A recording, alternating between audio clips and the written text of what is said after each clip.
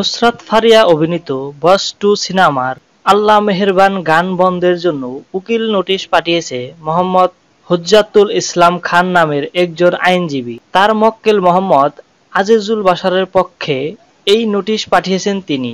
Notice প্রাপ্তির ৩ দিনের মধ্যে সব মাধ্যম থেকে গানটি সরিয়ে নেওয়ার বিষয়ে বলা হয়েছে।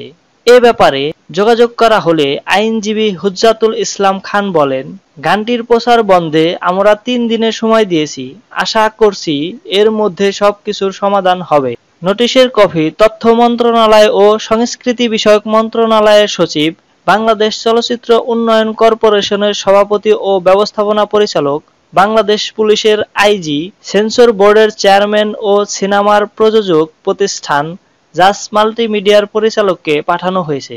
উল্লেখ্য, বাংলাদেশের অভিনেত্রী নুসরাত ফারিয়া ও কলকাতার জিৎ অভিনীত এই গানটি অনলাইনে মুক্তি দেওয়া হয় ২৬ মে বিকালে।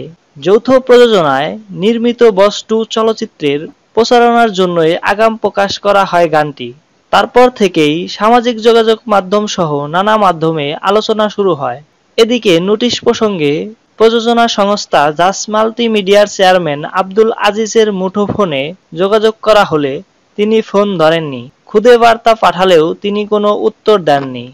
বিনোদন জগতের প্রতিদিনের আপডেট জানতে চ্যানেলটি সাবস্ক্রাইব করুন।